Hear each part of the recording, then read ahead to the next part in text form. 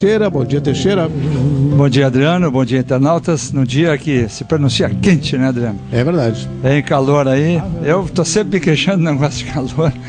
Mas vamos em frente. Aqui no estúdio está muito confortável, aqui em Montenegro, né, Adriano, da RPM Rádio. Isso aí. A gente vai começar agora a desfilar as informações. Olha só, uma notícia local da cidade de Montenegro.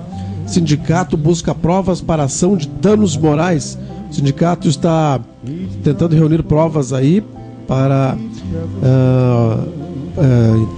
entrar com uma ação de danos morais em relação a alguns estabelecimentos comerciais que não estariam cumprindo, segundo o sindicato, a lei, né?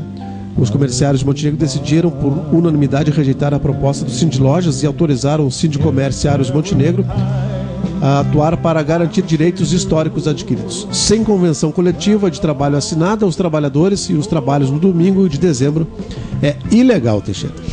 Pois é, Adriano, isso aí é uma briga complicada, porque eu me coloco, Adriano, na condição do pessoal, claro, do pessoal do sindicato defendendo seus direitos. É preciso ter um acordo, são acordos coletivos, né, Adriano, para legitimar isso. Por outro lado, os comerciantes precisando faturar, naquela situação aí, às vezes passam o ano inteiro sonhando com o final com dezembro. O pessoal recebe 13º e é preciso então finalmente faturar. É preciso entender que os empresários, Adriano, eles possuem os funcionários, eles pagam 13 salários e os funcionários trabalham 11 meses, né? É complicado, mas é preciso não ficar no muro, né?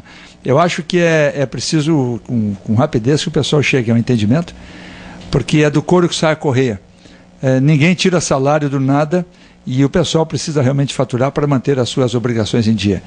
Olha, cumprir 13º, Adriano, tu que também tens os negócios como empresário, também és um empresário, tu sabes que não é fácil chegar no final do ano e cumprir e entrar em janeiro com um decréscimo tanto de vendas, mesmo na área publicitária, tudo cai. Janeiro é realmente complicado e o pessoal, no entanto, está ali com o salarinho em dia, né?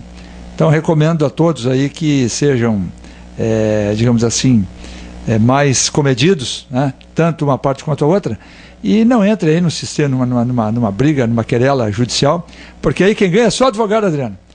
Na brigalhada, quem fatura, olha, que me perdoem aí até os meus parentes, que há muitos advogados, mas são eles que ganham. A sociedade paga e o advogado fatura. Muito bem, são 11 horas e 35 minutos, vamos falar de política de Montenegro, que é a sede do Grupo Progresso de Comunicação e da Rádio Progresso de Montenegro. O portal JP News anuncia: líder do governo Azeredo vota com a oposição. O vereador Roberto Bratz, do PMD, na verdade está errado aqui, o vereador Roberto Bratz, do PDT, foi contra os 3 pedidos de urgência de votação de projetos do Executivo Municipal. Ele explicou que não era necessária a convocação de uma sessão extraordinária para votar os projetos. Segundo Bratz, a justificativa apresentada nos projetos não comprovou a necessidade de urgência da votação. Ele afirmou que os mesmos devem ser melhor discutidos pelo governo. Portanto, Bratz votou com Gustavo Zanata, Carlos Renato de Mello, Renato Krantz, Marcos Guilherme, Márcio Miller e Rose Almeida. Pedro, a gente costuma dizer, brincando entre amigos, né? A gente diz que com um amigo assim não precisa de inimigo, né? Então o Bratz, por quem nutrimos evidentemente muito respeito, são todos eles nossos amigos, aqui os vereadores todos, porque o nosso grupo não tem lado, né? Temos evidentemente em cada uma das pessoas que aqui trabalham, cada um tem a sua opinião, mas nós não tomamos partido, né, de ideias e muito menos dos próprios partidos. Nós defendemos ideias e às vezes elas coincidem com o pensamento de um e de outro, mas o Bratz é uma pedra também no sapato, né? Porque um líder, ele deveria ter... Aliás, aí é um detalhe, né, Adriano? Tu que tens experiência em política maior que a minha, tu não achas que esse desajuste, né, entre o líder e o próprio executivo, isso tinha que ter sido, digamos assim, trabalhado antes, né? Não é possível levar a uma... Ou seja, não é possível que o Bratz já não tenha revelado ao prefeito Paulo Azeredo essa contrariedade, né? Deveriam ter acertado isso antes. Olha, não manda, nem manda, porque eu próprio vou me manifestar contra, né? Olha, eu acho assim, isso está pior que time de futebol querendo derrubar treinador, viu? O pessoal está jogando, tem gol contra aí a todo... E não estamos dizendo aqui que o vereador Bratz tenha feito gol contra.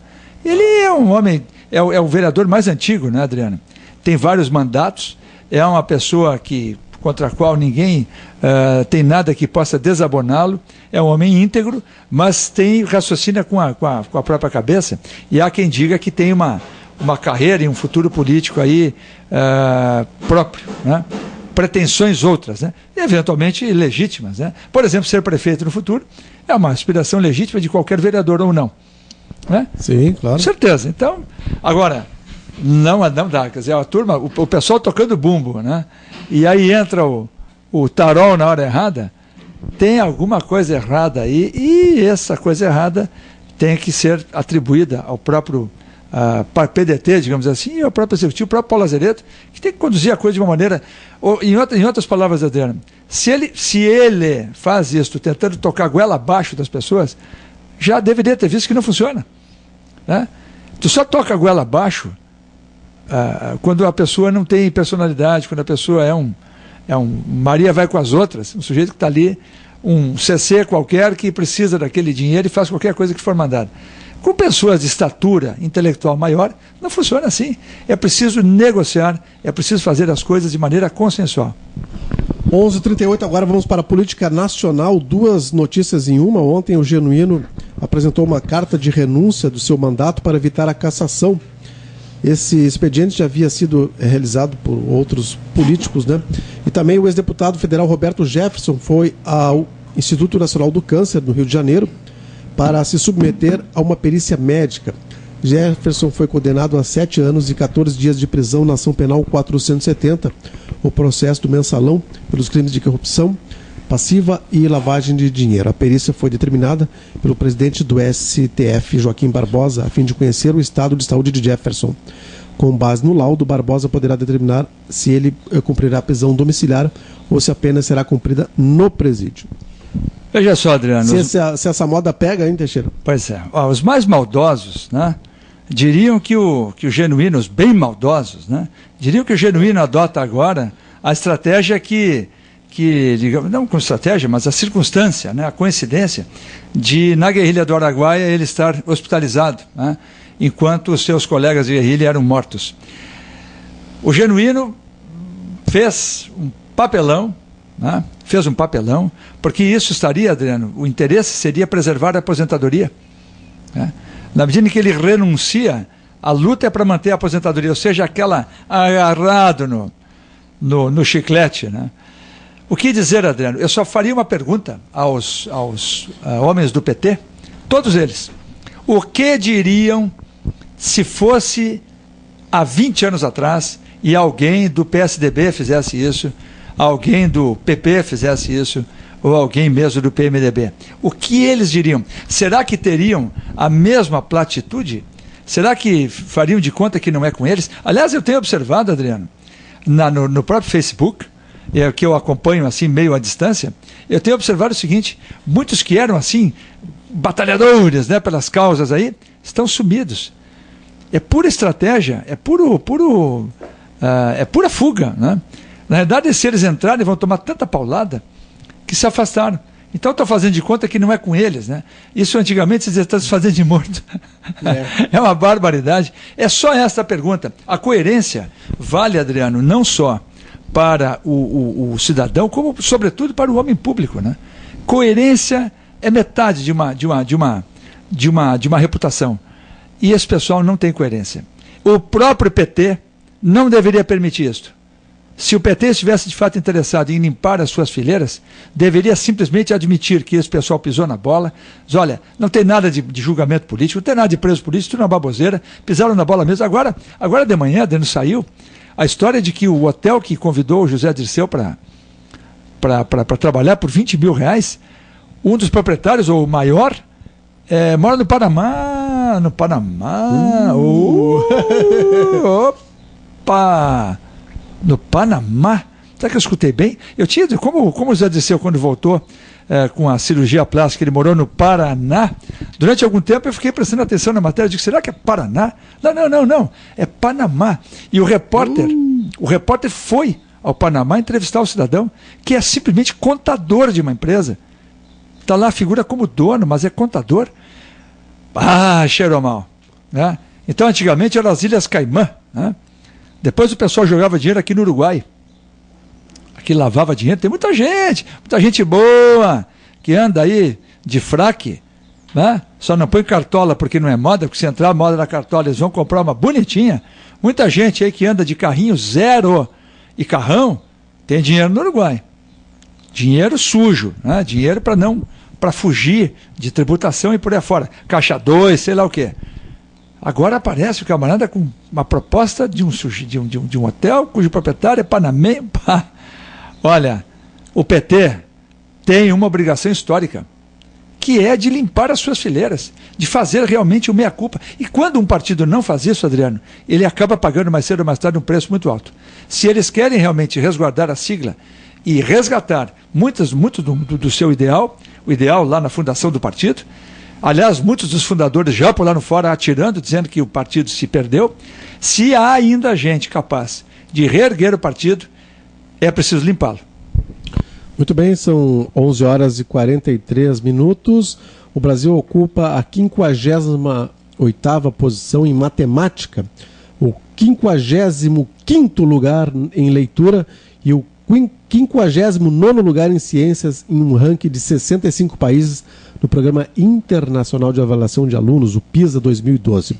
O cenário não é muito diferente de 2009, quando o país assumiu a 53ª posição em leitura e ciências e o 57º lugar em matemática. Segundo especialistas, ao longo da última década, o país apresentou avanços que devem ser comemorados, mas que não representaram melhoria expressiva na aprendizagem. Portanto, essa pesquisa foi feita aí num nível de 65 países, Teixeira.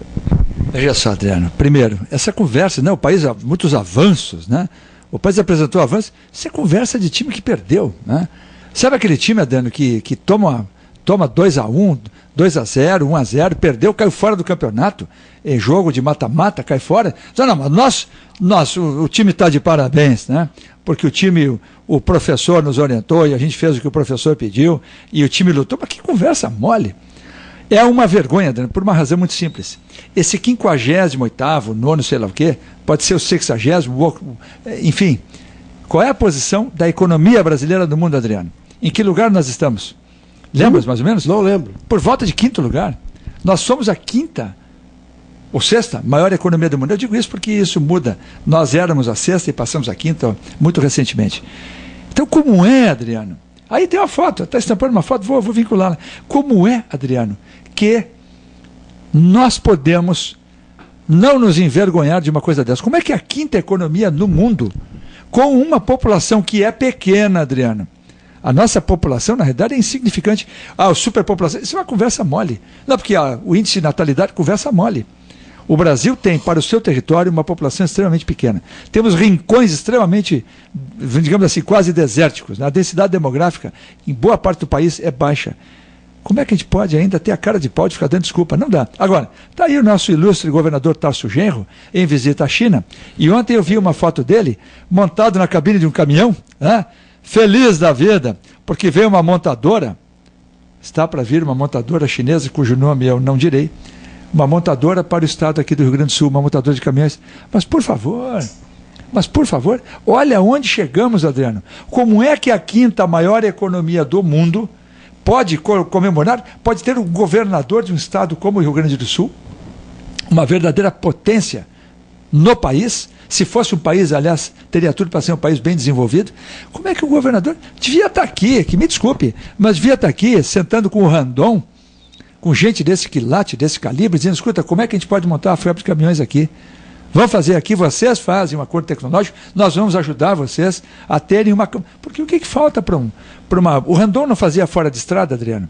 Aqueles caminhões gigantescos para obras ainda maiores? Fazia, né? Então, olha, é uma pena. O Brasil vem abrindo mão de ser realmente protagonista. É um país fadado, nesse instante, a ser coadjuvante. Isso tudo, Adriano, essa nossa colocação que tu falasse de leitura, de matemática, nós estamos na mesma colocação, ou pior ainda, no que diz respeito à corrupção, como tu mencionaste ontem, né? Uma vergonha. O Brasil precisa reagir, e não vai ser com essa turma que nos dirige hoje, não será com essa turma que nos dirige que nós vamos fazer isso. Realmente esse pessoal entrou na onda. Antigamente, Adriano, nós chamaríamos isso de entreguistas, né? estamos aí entregando a rapadura.